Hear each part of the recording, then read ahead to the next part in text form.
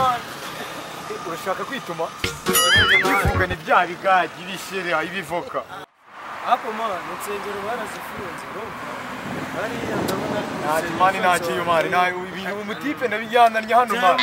Bijyananye hano naje bro Jariya ku rusengero mari je. Wirinde kuyata hanze. Ndakuzi rwose mu bishubi dore.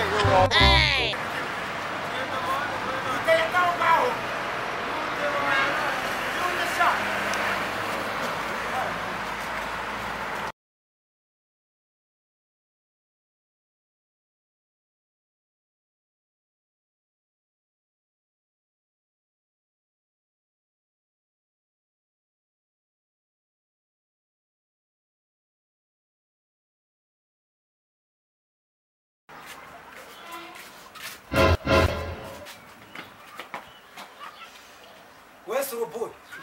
Wewe. Wewe Suruput. Urajyayo. Wesha. Uyu ni umusazi cyangwa. Niko, ufite ikihe kibazo? Akubwe jingera mwana imbere tu. Wakubwe saho ni kwa muganga.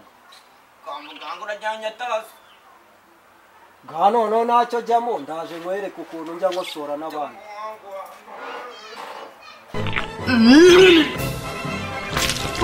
Oh shit!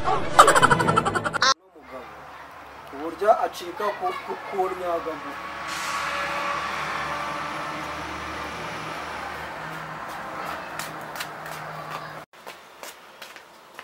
Kanze shankwere kuko ikibari dukora uba wanze gutanga veni. Ushaka kunyica? Wanze gutanga veni sha. Bamuhungu we, ushaka kunyica? Harya wambwiye ko witwa? Guma witume. Komeza witume urambwira. Abantu bose bigize abantu baza kozuza wese z'abandi. Asema wa mujama twari turi kumwegera. Ariko ashobora kuba mwana ari ukuntu abantu muri iyi minsi bashigaye bari imibyindi kabajabuka bro ukabona yise ajyanamo nawe hehe mu mwuka. Man noneho reka tugende tujye kumureba. Tujye kumureba mani kuko ndabona ibintu umutipe atadupfana kabisa.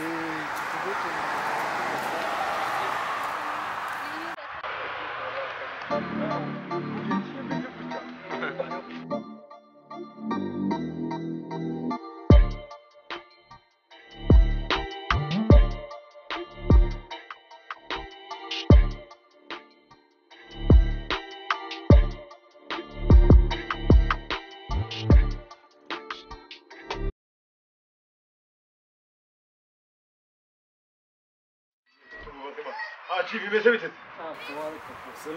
Ndabona ko WhatsApp waryoshye. Umva nta mutipe ubonye se usanga hamani.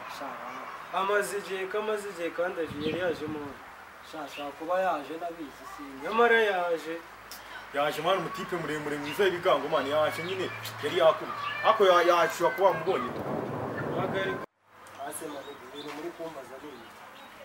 Ako gende mo ndavuye uyu mutipe arasa nk'umuntu haze nubwo mbona barigirishwa gutya. ukuvuga ngo uramuntu aje mu kanya. Bahamagarire rondo. Ndimo muze hano. Ndo. Ndimo Izo ni ihene nyine zikijya. Singori mari. Izo ni ihene bro. Singori mari. Umuntu ni n'umukozi mari. Hano bavuye ko hari public toilet. No so umuntu arimo aravuga mu nkoko mari. Hano mu kigera n'inkokozi. Umukozi uvuga abantu zibo. Nakuvuga ngo ahubwo mukingurire bitaraba nacyo duhamagara. Turahamagara ubuyobozi cyangwa nyamara bababwire nimba baracukuye toilette haraza. Noneho nawe uruvuga niba ufite uburenganzira bwo ntabikubwiye ngo umuntu rero yazari Ako zagara naherekana n'ibiki. Beti wayibye. Nibyo wanzaniye hano. Bose abo ni babandi batuzuriza hose. wese ariko tuyuzuza gute wowe umuntu araje amajwi hasi ubundi nakubwiye guki. Umuntu byagenze hano haje umutipe. Ajya muri wese yanyaga umubyindo n'ingabo. Ndareba bigamura ngo ndikunda. Bose nyumvira rwose nawe ibintu arimo aravuga. Silence. Ibyo ni bice ndikumva hari. Ese ubu hari inkoko zirimo hangaha umucuruzi wa. ngo menye gihamya cy'ukuntu abantu baza hano kuvuza. Namufungiranye. Bashaka menye gihamya. Nakubwiye ngo ki. Bafite uburenganzira bwo gukingirana umuntu muri wese. Bagira ngo ubone gihamya. Mwaramutse arwaye.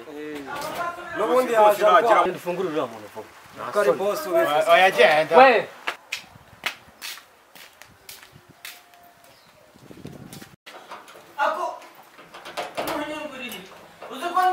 Tezevu. uzi ko ni waje ko uzi ko ntabwo ntabwo ndosubira mu bitoro byanjye munyinguri